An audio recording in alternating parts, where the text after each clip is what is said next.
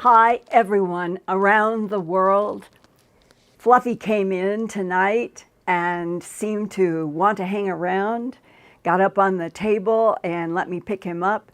And he hasn't been doing that for 2 or 3 weeks, so I am delighted to have him visiting. And I'm sure the chocolate will jump up on the table.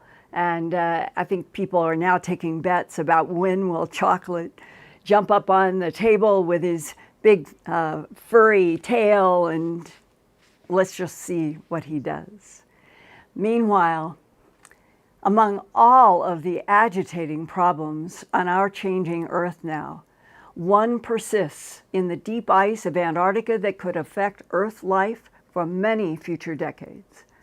Weather.com headlined this week on August 22nd, 2021, quote, "Earth's internal heat could amplify the melting of Doomsday Glacier, flood coastal areas worldwide, says study."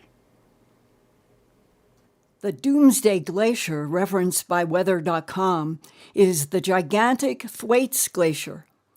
It is one of the biggest, thickest glaciers in the world, covering 192,000 square kilometers, which is 74,000 square miles. Ice there is melting at 1.2 miles a year, and it's now speeding up its melt. As Earth warms up more and more, Thwaites Glacier, in red on the left, is melting into the Amundsen Sea. Scientists report that the gigantic glacier is now being heated up to 150 milliwatts per square meter. That's equivalent to heat in the East African Rift Valley. And the heating is being accelerated by the thin Earth's crust beneath the Thwaites Glacier. The geophysicists doing this research report that beneath Thwaites, the Earth's crust is only 17 to 25 kilometers thick, which is only about 10 to 15 miles. Already since the 1980s, that big glacier has melted off some 595 billion tons of ice, contributing to a 4% rise in global sea levels to date. Last week, in my August 18th Earthfiles YouTube broadcast, I included strange, unexplained boom sounds in Glendale, Arizona, and viewer encounters with spherical glowing spheres that could maybe be advanced non-human intelligence that uploads and downloads various things through such sphere technologies. And all of that led to the many different humanoid types of beings that humans have described from abduction interactions. And here are some words that I said last week. Quote, "One of the consistent themes from abductees after interactions with non-humans is that a vital part of being a human Homo sapiens sapient is that our soul is the strength. It is connected to the entangled fabric of this particular universe that is conscious itself from one end to the other, linked through frequencies to all there is, from the yin to the yang, from the dark to the light, from death to life, from hate to love, as if organic consciousness with souls is the experiment being studied in this universe. Perhaps to see if human souls confronted with the confusion of dark evil existing side by side with divine light, can those souls be taught to always choose the light?" Close quote. Well, after that broadcast, I received an email from one of our fellow Earthfiles YouTube viewers that said, quote, "Linda, there are no words to express how my soul feels after your Earthfiles report from August 18th. Are we moving to an Earth event where our souls go through a path in one direction or the other?" Close quote. And then I found, going through a lot of email after last week's broadcast, this August 20th email from a former U.S. Marine who has requested anonymity and asked to be called John Doe, quoting his email. Linda, I served with the 3rd Marine Amphibious Force in the Republic of Vietnam from 1968 to 1969. I was stationed in the north, just across the river from Da Nang. I was listening to your Earthfiles broadcast several weeks ago when you described an incident that occurred one night in your Boston home as your husband lay sleeping beside you. It involved a dark force and a cross of light. It reminded me very much of a similar event that happened to me along with 2 other fellow Marines as we all stood guard duty one night. It was both terrifying and illuminating, close quote. He also sent me his DD-214 U.S. Marine military service record and volunteered to talk with me about the dark and light encounter in the Vietnam jungle, but requested anonymity.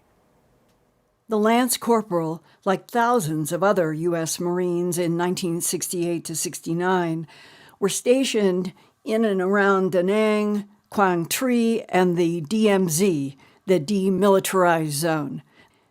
On March 15, 1969, Lance Corporal John Doe in the United States Marine Corps was awarded a Certificate of Appreciation by General Creighton Abrams, then Commander of the United States Army. It reads, quote, "For your outstanding contribution to the morale and welfare of the United States and other free world military assistance forces in the Republic of Vietnam while touring the command with a military group, entertaining personnel of all services. The significant and lasting impression you made enhanced the morale of the fighting forces and reflects great credit upon yourself and the military service." Close quote. Here now is John Doe, retired Lance Corporal Marine, to share his extraordinary experience while serving in Vietnam. In October of 1968, I was ordered to report to Vietnam, and I was attached to the 3rd Marine Amphibious Force. I was a Lance Corporal at the time, and I was located just across the Da Nang River in northern part of Vietnam, and I was there for 13 months. How many Marines from the U.S. were there? I have no idea. Vietnam was divided into 1 Corps, 2 Corps, 3 Corps, and 4 Corps. The Army was down, I think, in 2, 3, and 4, down near Saigon and Bayan Chulai and all those places. And the Marines were up in I Corps, up near the DMZ in Quang Tri and Da Nang and Freedom Hill. That was all Marine. It was just thousands of us. Would you please unfold the high strangeness event that took place? It was your own description about your experience in Boston that propelled me to even reach out and contact you about this. I was very moved and deeply touched by that, and I resonated completely with that. So I was assigned to guard duty one evening. I believe it was in January of 1969. I was assigned to a post with 2 other Marines, and we were positioned overlooking the nearby chopper pad where helicopters landed, and we were in front of a large bunker. It was a combination of above ground and below ground, covered with sandbags, and we were sitting in front of this bunker one night. It was the middle of the night, and because we were in a war zone, we were in a place of palpable fear, of death, of children waking up in the middle of the night with napalm being dropped on them. We were in a very strange place. I was a Polish Catholic boy from Indiana who was raised on Catholicism. I found myself suddenly immersed in a Buddhist culture. I was trying to make sense of it all. So my fellow Marines who were with me that night, we were in a discussion about things like the nature of good and evil, what is reality. You're just trying to piece it all together in your mind so you can survive that war. And I think we were probably contemplating out loud just questions about the nature of good good and evil. What is that all about? Whatever it was that we were discussing at that moment, I can't help but feel that we somehow, by our conversation, triggered what happened next. And what happened next was beyond my ability to understand completely. I've tried. All of a sudden, the three of us noticed this huge dark mass that was almost indescribable. It was more like congealed darkness. It was nighttime, and yet this shape, it was as big probably as a Greyhound bus. It was a huge dark shape, darker than dark. And it suddenly just moved around our right side in kind of a flash. In the wink of an eye, it just moved swiftly around us and into the bunker behind us. And all three of us instinctively jumped up, three Marines with M16 rifles locked and loaded, and suddenly we're on our feet. And we all looked at each other with the same expression on our face. What the hell was that?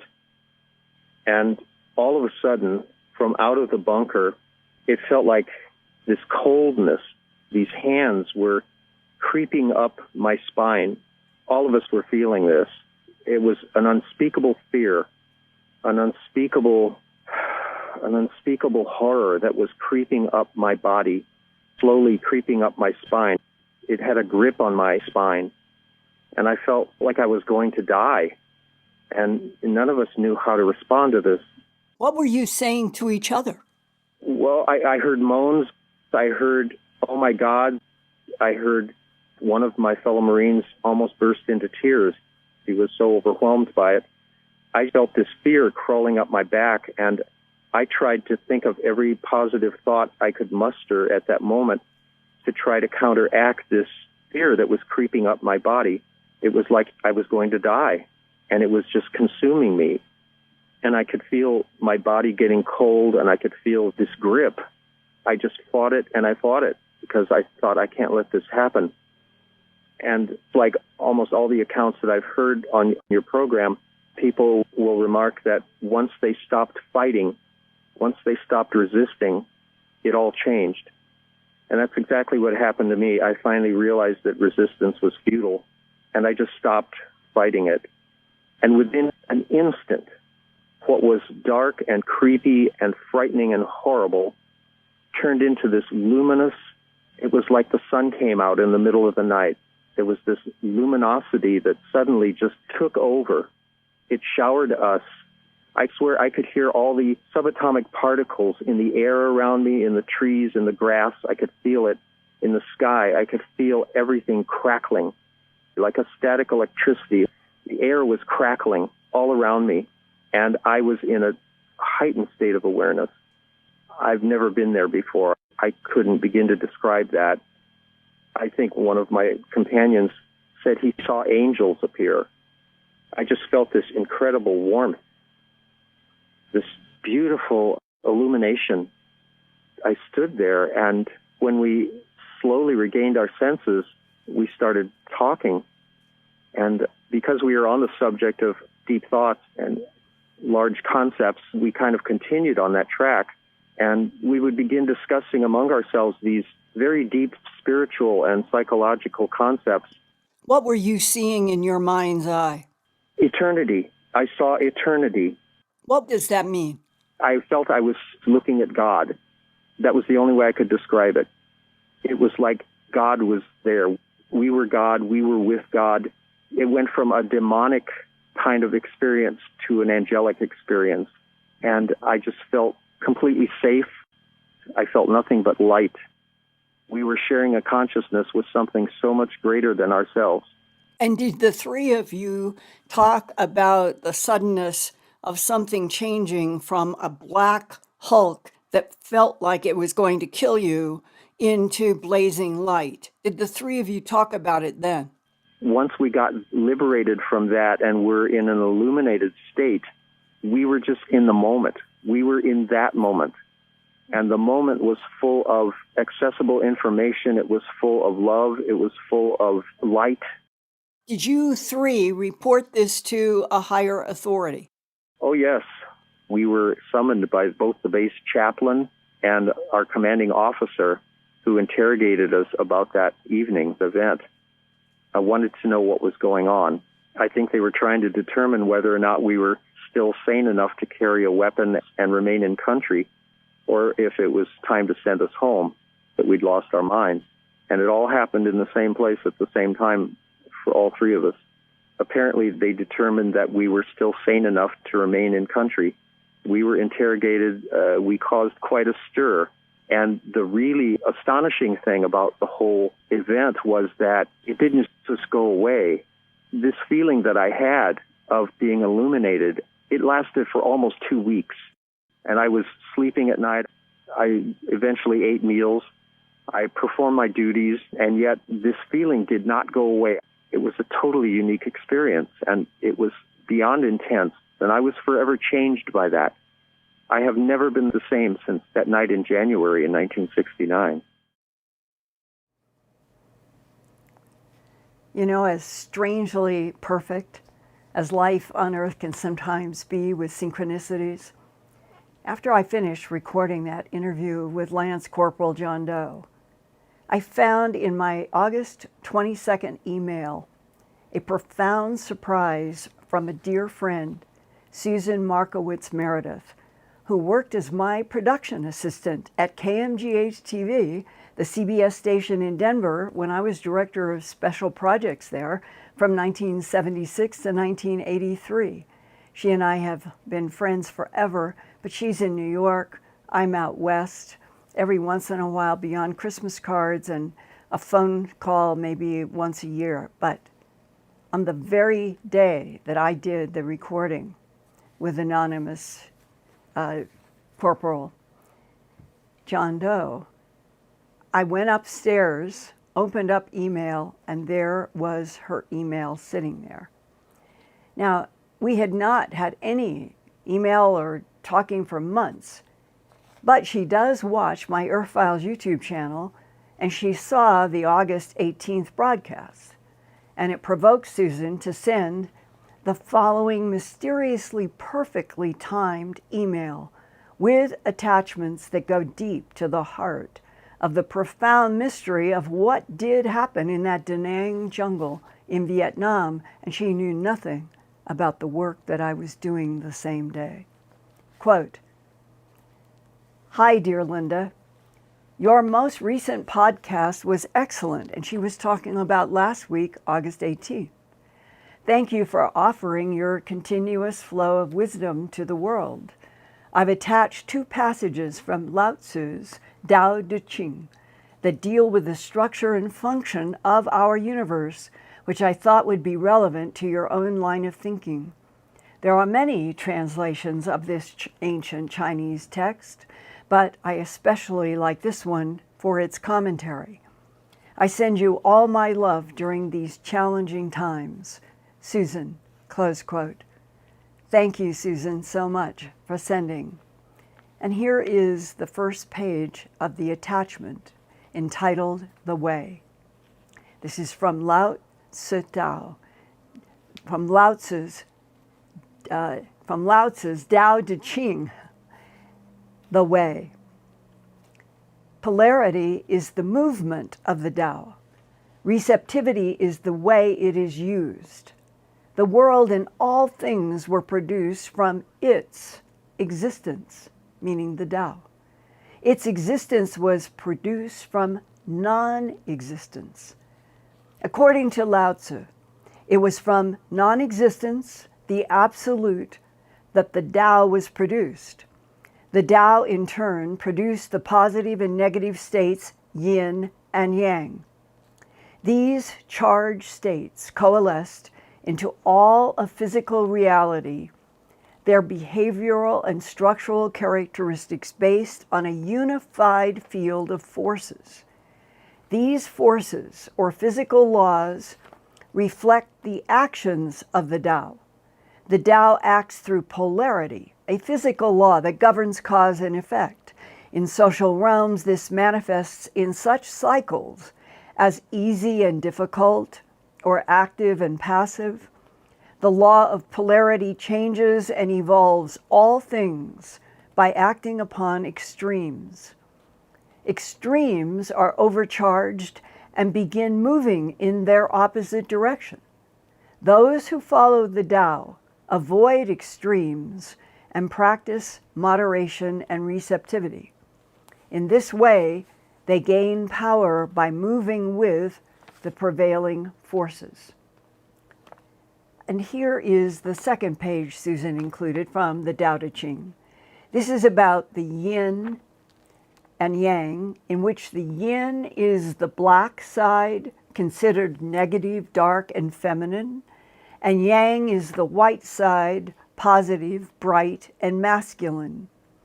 It's their interactions that influence the destinies of creatures and things in this universe. And now reading from Knowing Polarity. The Tao produced the one produced the two produced the three, and the three produced all things. All things carry yin and hold two yang. Their blended influence brings harmony. People hate to be alone, lonely, and unfavored, and yet leaders take these names. Thus, in natural law, some lose and in this way profit, some profit and in this way lose. What others have taught, I also teach. Those who are violent do not die naturally. I will make this my chief teaching. This is the most penetrating and succinct of Lao Tzu's descriptions of the formation of this universe.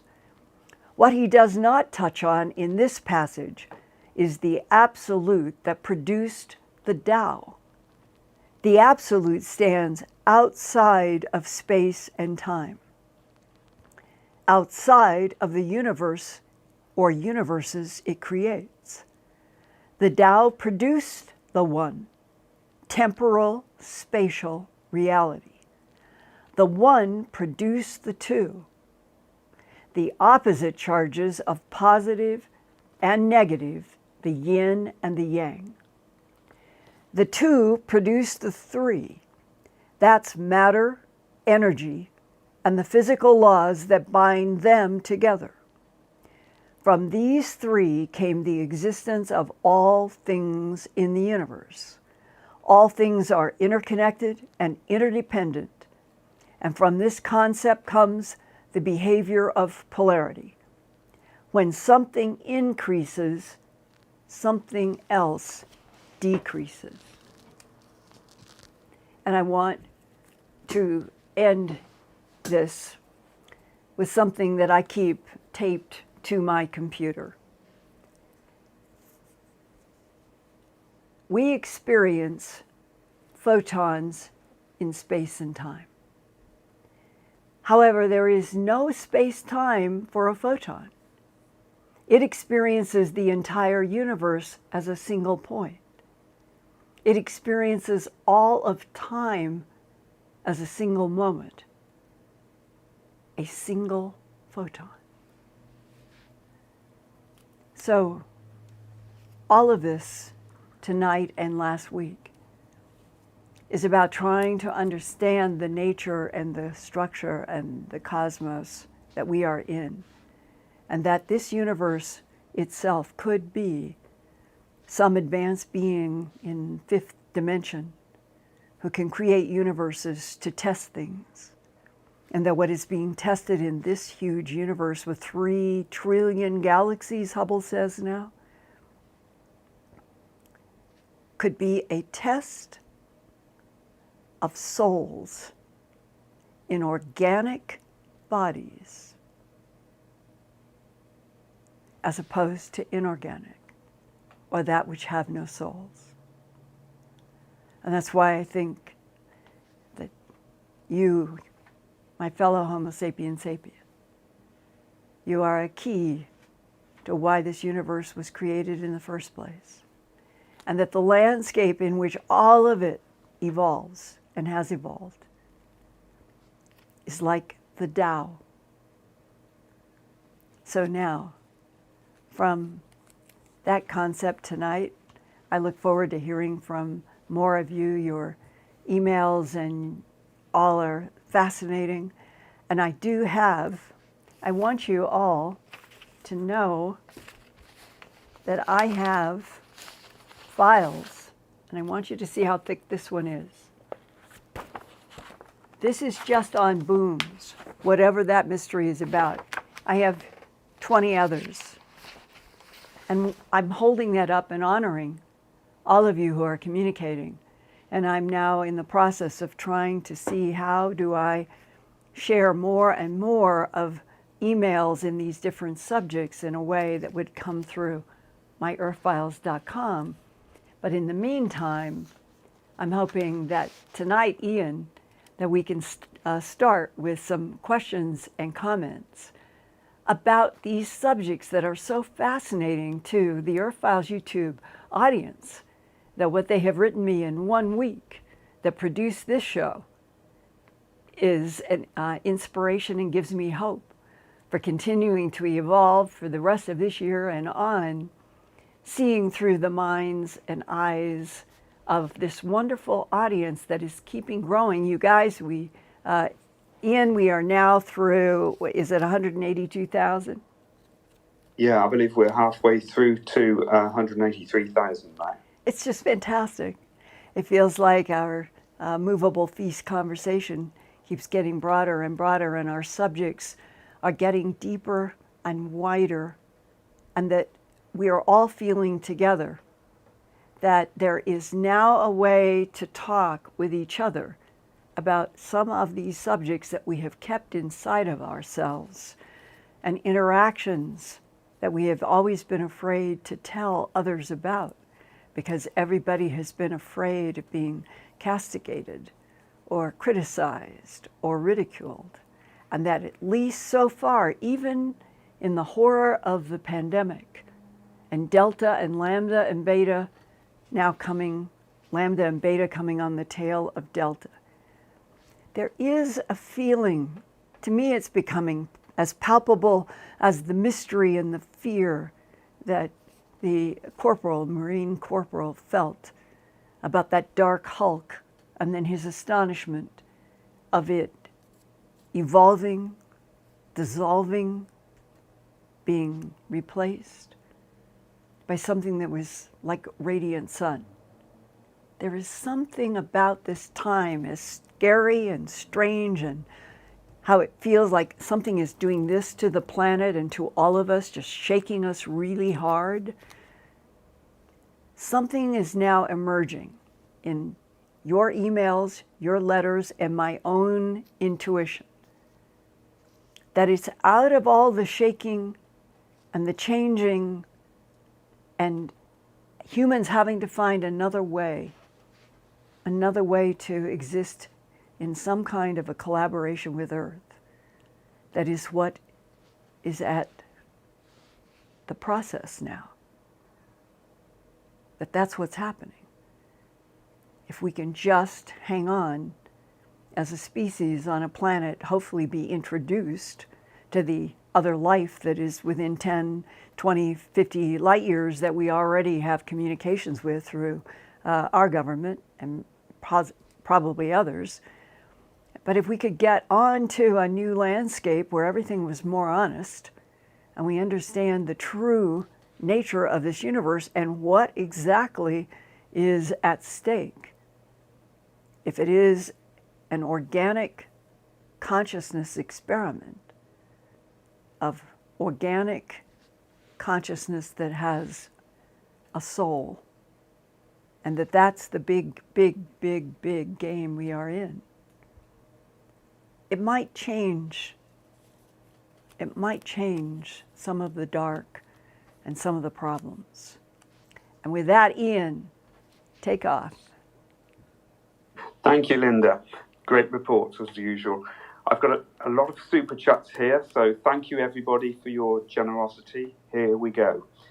Douglas Jones, Steve Carrier, Moonbird, Courtney C, Green Starbeam, Mary Kelly, Wellman Osario, James Thiessen, Joan Oshie, Shannara from New Zealand, I believe, Vegan Tattoo, Fernando Menezes, Adam Ambrose UFO, Leon Kennedy, Hulk Gdansk, Whisper of Love. Thank you. Oh, wow. 3 cheers, 12 cheers, 20 cheers. Thank you, thank you, thank you so much. Without you guys, it would be hard to keep doing this. So I really, truly appreciate everybody. And Ian, what is the first comment or question? Okay, we've had a few comments. Some people have also witnessed this, the dark mass. Wow. So we're getting some interesting comments coming through, and I would urge anyone who has those personal experiences to contact us at earthfiles@earthfiles.com. Yeah, and Ian, is there one there that you could share for me to comment on? And in the context, I would love for all of us who may or may not have encountered this dark, palpable force, what you think it is. And so do you have one there that you could share? Yes, well, I've got so many questions here. I'll fish that one out for the next, okay. The next one, but I want to go straight into, first of all, there was a comment that Carlos Castaneda also talks about a large dark mass in one of his books, and I think it's referred to as an ally. An ally. Well, what provoked Lance Corporal John Doe to get in touch with me was the story I told about my experience in Boston. And this was a black, palpable hulk that came through that door into the bedroom. And it definitely was not an ally. Right? Okay, and we've got some other questions as well, Linda. First of all, I've got a comment from someone, Vegan Tattoo, who went to the Making Contact conference last weekend. They say it was great, and they asked the question, do you think that the UFO, UAP, ghosts, spirit contact, and other paranormal phenomenon are closely intertwined? Could we be dealing with more than one thing? Yes, I think so in this regard, that what my introduction tonight, and Susan, my dear friend, sending me the Tao Te Ching, those 2 pages, was to share with you guys a framework, a landscape in which I think everything is happening. And that the quote about the photon as experiencing infinity. And we humans were not made to have that kind of consciousness at this point in our evolution. But if it is true that there are perhaps an infinite number of universes, but let's just say a large number of universes, and we're in this universe that the story from Hubble, the estimate was now based on Hubble and other telescopes, that we are in a universe that has 3 trillion galaxies. And each galaxy has billions and billions of suns and a vast number of planets. And so when it comes to ghosts, shadows, if we started going through all of the high strangeness that can be described, I'm thinking right now, I can almost hear his voice. Dear Jim Sparks, I still can remember when he came to, that was the Eureka Springs Conference, and I think it was in 1992, and he was talking about how he would be taken, he called it the hard way, that he'd be in his bed, he would be awakened from sleep, there would be an owl, it would be in the air like a hologram. He didn't know what it was, but something like that. And when he saw the owl, he knew that he was being taken to school. And they took him, he said, so that he could feel the vibrations in his body, and he went through the ceiling. And like the Brazilian that I've reported about, who went through the ceiling and left his body mark on the ceiling, and I did so much science investigation on the heat of the body in the ceiling, that what they were trying to understand, both Jim and the man in Brazil and so many others, what was happening to them. And sometimes when people are in, let's say, going out of body, it's the same kind of thing, only they have an experience of going out of body, usually from a bed. Jim Sparks and the man in Brazil had total consciousness of their entire body rising through matter and ending up in a craft. And then the abductees, through decades, they are the ones who say that they have seen bodies in tubes, that they have had downloads about recycling, that recycling, reincarnation, is the machinery of this universe, that we don't understand life and death, we don't understand what happens at the moment of death, that we are still babies in a landscape, that our senses, our brains, what we have evolved with, can see certain things as translucent, which might be a ghost, and from the true reality of the Tao, instead of a translucent ghost, it is a being from another dimension that came in, maybe a changed frequency for a second, and came in as a different frequency into our frequency universe and then popped back out. The challenge is that we humans have never truly been educated about who our progenitors are, what planets they came from, why did they come to Earth, the wars we've talked about on Earth and Mars, and that there is some kind of a vested interest in evolving humanoid form on Earth along with a lot of other life. And it may be that ghosts and the palpable darknesses may be in the dimension next door or 3 doors over or whatever the frequency is, and they have the ability to come into this universe.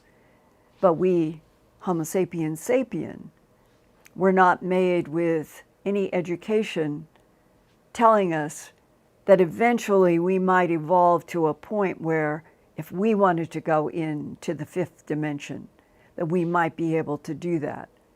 So in a strange way, it's like, this is a metaphor I've been thinking about. I've played the piano all my life, and those 88 keys, the white and the black, are all different frequencies. And you can take your thumb and go from middle C to the next to D, E, F, G, and on so forth. And you can access those 88 frequencies because we have learned how to make the strings so there would be a certain frequency and then interact with our hands. Well, if you are not taught a bigger piano, like where we are right now tonight, this earth, this universe, that there's a bigger universe that surrounds us, that may be responsible for the dark energy, the dark matter measurements, and that big universe is at a completely different other frequency, and it made this universe. And we're an experiment. I think all of that is feasible. I do not think that that is wild thinking.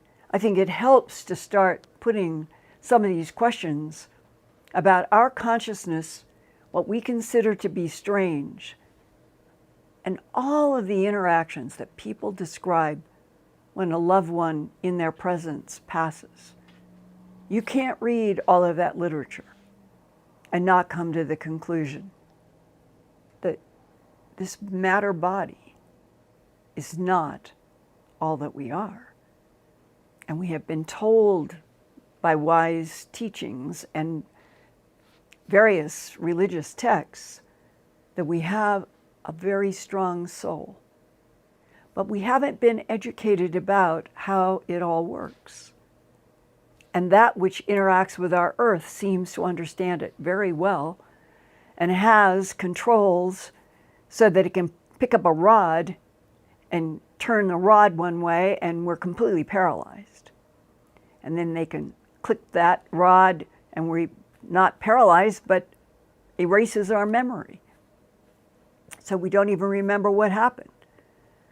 Those are at least two of the ways that we'll call them the organic non-humans that seem to interact with our solar system and with us and have for centuries.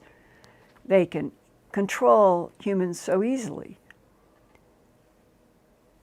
And the transition, I really do think that one of the biggest, bigger than UFOs, probably eventually having more impact, is what does happen at the moment of death to the organic life forms in this universe that have souls.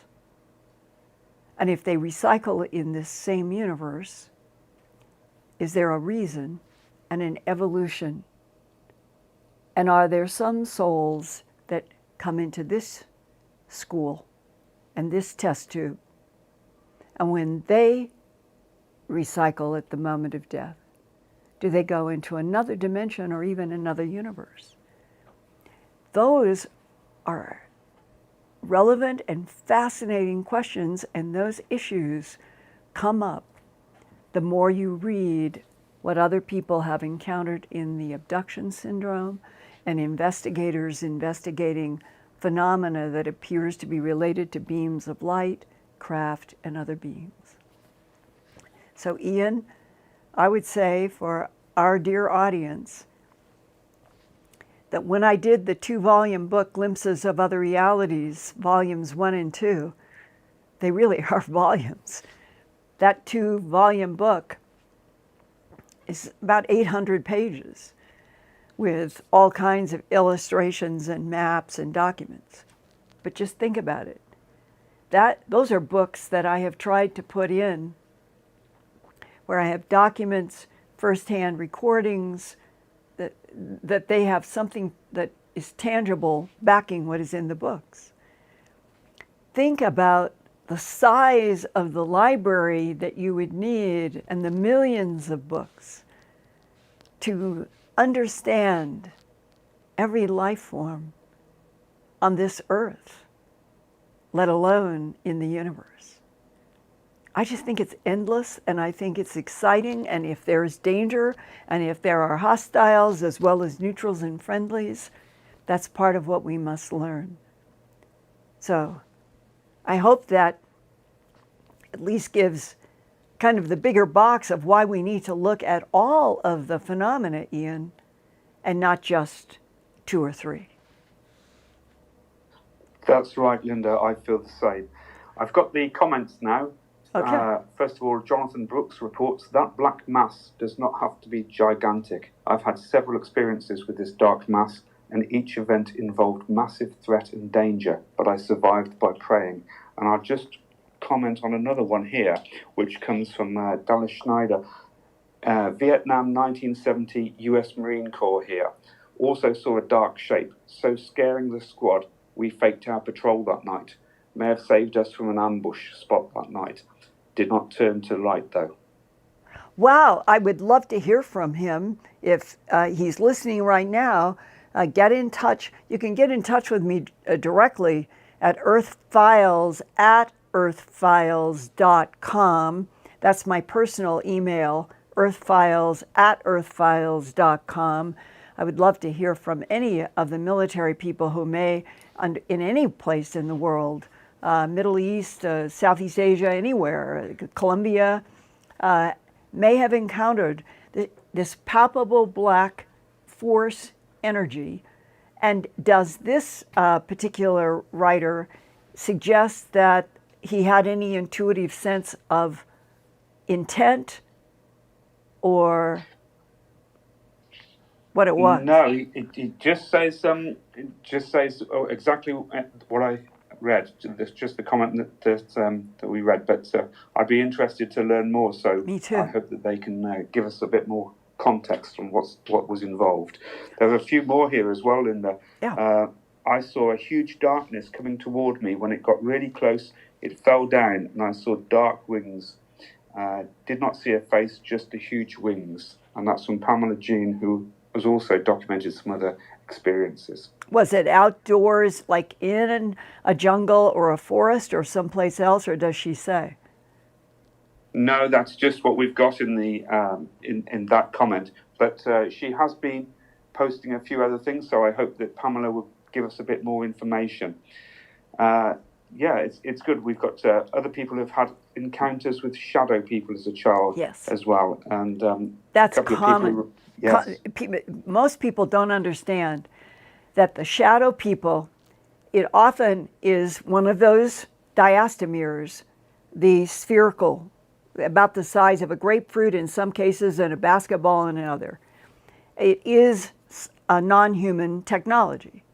It is used to access all kinds of spaces. And the fact that that glowing sphere in the Linda Porter case in Glimpses Volume 2, she drew a beautiful illustration. She is lying in bed and she looks out and suddenly there is this glowing golden white light. It's right in the middle of her room. She sees it turn, and as it turns, it deposits a shadow being in her bedroom.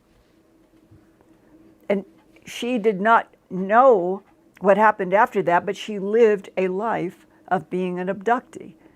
So apparently, that is at least one of the possibilities that the diastemeres or the glowing spheres could be used as some sort of a transport, maybe not of an organic body, but of consciousness that could be projected into that sphere and end up anywhere, in a forest, in a room, in a boat, in a car, and then the shadow essence, shadow being would appear. It's a question I've always had. I don't have any definitive answer, but that's on the other side of these stories about the shadow people in the spheres. Go ahead, Ian. Pamela says she's going to email us, and we've also heard from Moonbird, who's also experienced dark masses as a kid. Really? Jasmine Wolf has witnessed a Vanta black humanoid shape. You could describe the color with another person next to me, whose words were, "I just see it." Well, this is very important. It's like we're scratching the surface of something that I feel is like an iceberg and very deep. I would not have thought that many people would have these interactions with this dark, palpable Hulk thing that I experienced in Boston. And it would be very interesting to learn how many of you who can send details, were you given telepathic communication to help, as I was, say the Lord's Prayer over and over and don't stop? Other people have been told in their mind's eye, say in the name of Christ. Whatever it is, it appears that this is sort of, we're getting an insight into one of the battlefields of the cosmos, where the yin and the yang, the light and the dark, the palpable black energy comes, and something outside of ourselves delivers help through guidance to a prayer, to a avatar, to something else. And I think in this whole complex and sometimes very confusing, the juxtaposition of the white to the dark is sort of like that is where the main substance of the universe that we're in, it's like that's where it's all about, and yet we still don't have a clear picture. Go ahead, Ian. What else have we got? Yeah, I've got so many coming in. I've got another one here from Auntie Barnes, who says, I met a cold, dark, total darkness, a living entity. I was awakened by it in my hotel room in Belize one night. It was menacing, but I believe it was warning me of a dangerous situation I avoided right after. So many experiences coming in, so I do urge people to please contact us. Yeah. Thank you for this. I really do think this is important, and it is not at all written about or discussed at the level at which it has occurred. I would say that just based on tonight, because I would have thought it was only a very few people. So let's go on. I was going to say, we've got several people have witnessed this black mass in the company of others as well. Stephen Carrier, for example, says, I too have had consistent black mass experiences. One was so powerful and the details so clear, I had a witness with me as well. He cried. Wow. Thank you. Thank you for sharing, you guys. Through this, I feel that we can get stronger if we can all tell each other what has happened and how it ended up evolving, just like the Lance Corporal and the other two Marines.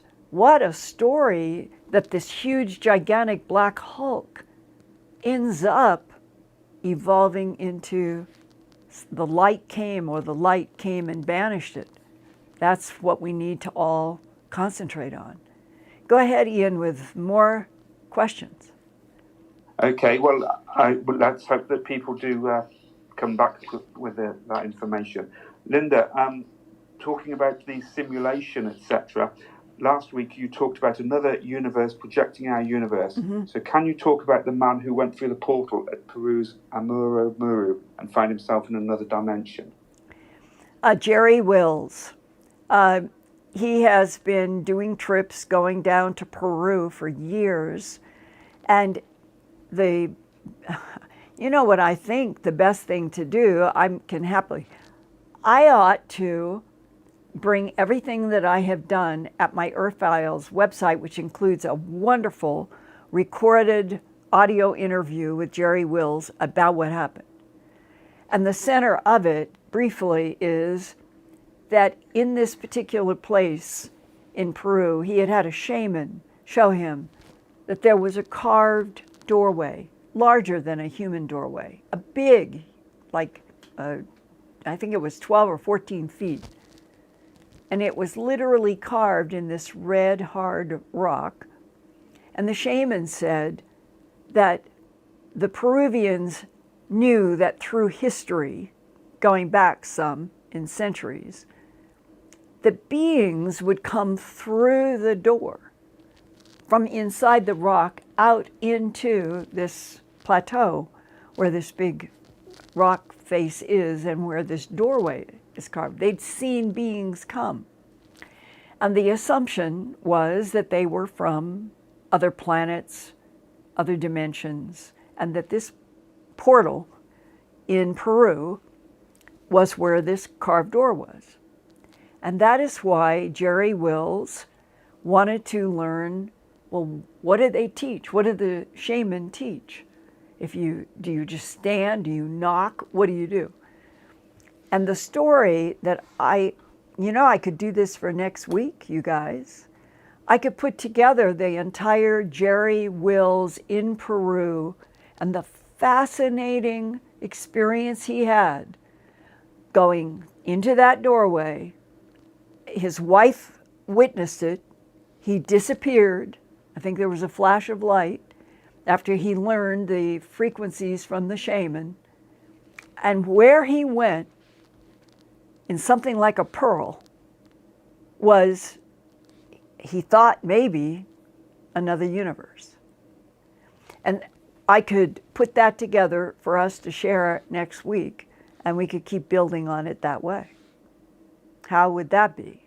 You can do chat comments. Do you think that that would be a good way to go into the Jerry Will experience in Peru? Because you need to see the photos, you need to see the drawings, you need to hear Jerry Wills in his voice describing. I told Jerry, this is truly one of the extraordinary insights into something that I think is an absolute truth about the cosmos that we are in and we are not taught.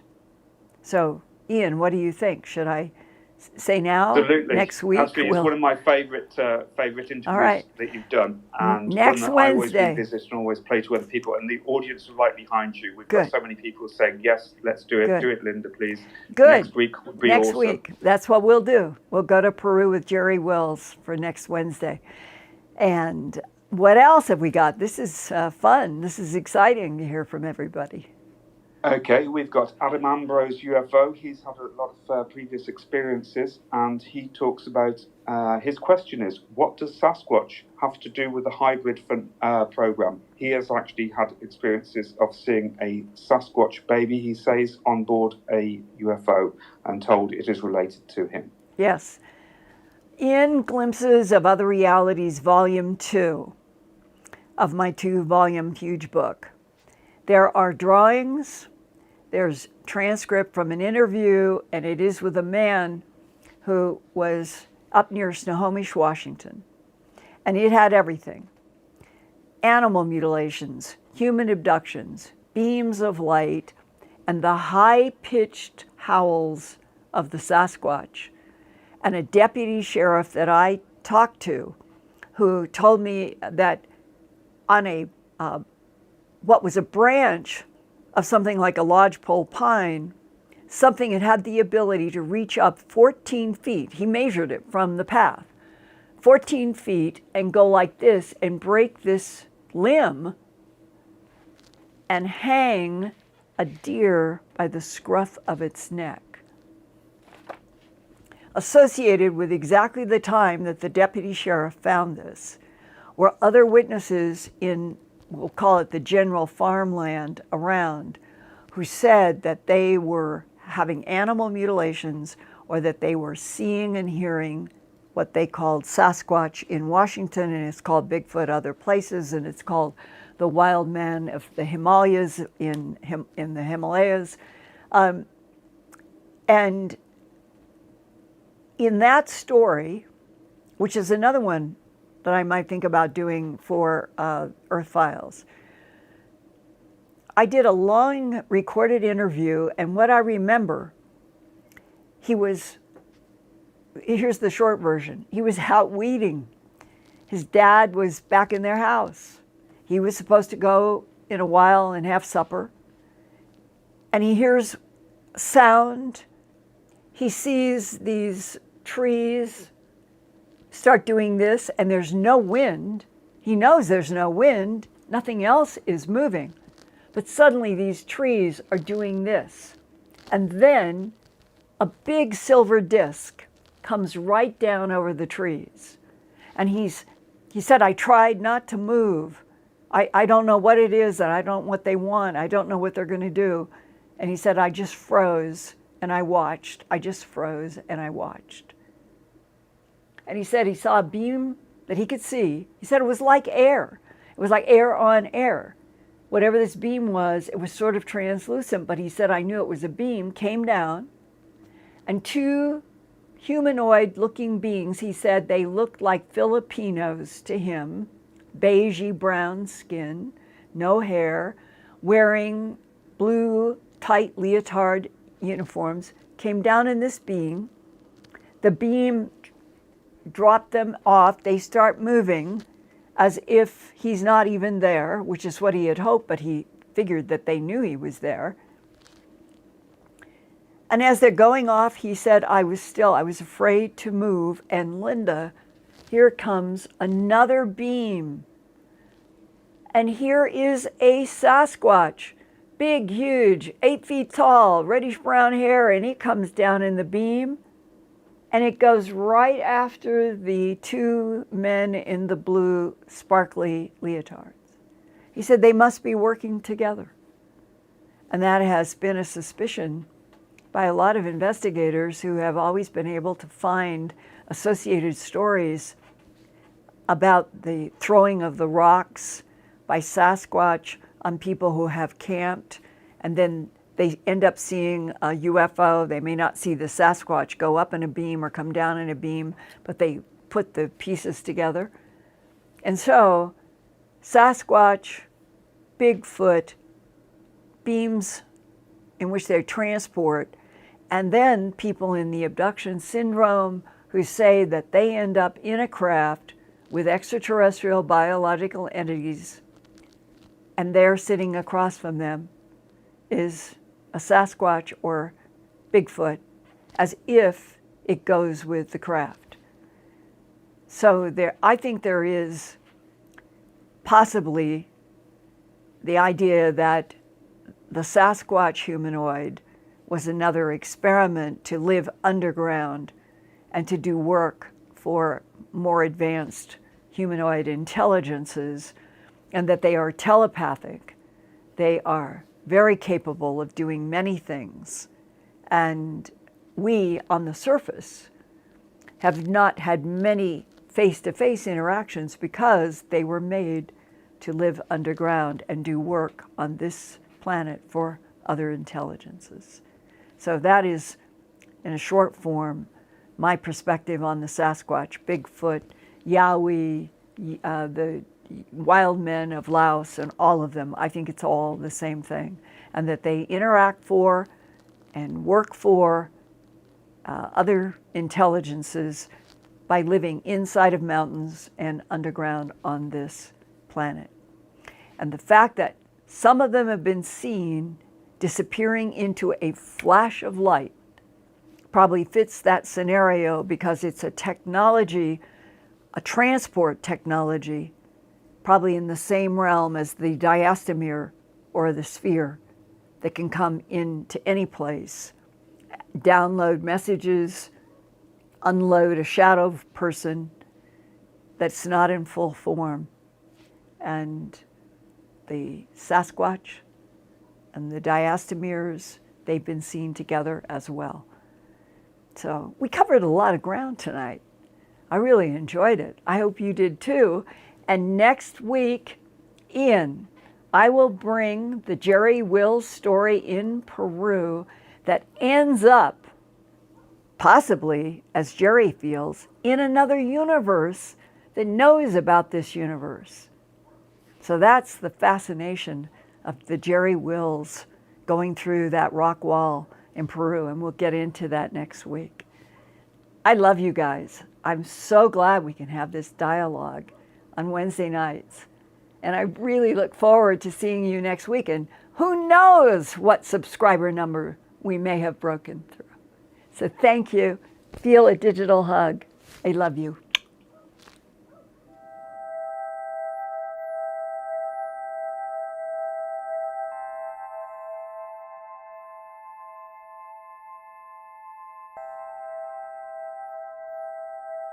Turn on closed captions for YouTube videos by clicking the white CC button on the lower right. The default language for Linda's videos is English. If you would like to see the captions in another language, click on the white settings button next to the CC button. Select Subtitles CC, and then select Auto Translate. Select a language, and the captions will now appear in that language. Sort of gone through, and they will hold their heads. I never had a cat do that before. And they'll pull against the comb, helping me get out snarls. And I think it's the best they've ever been.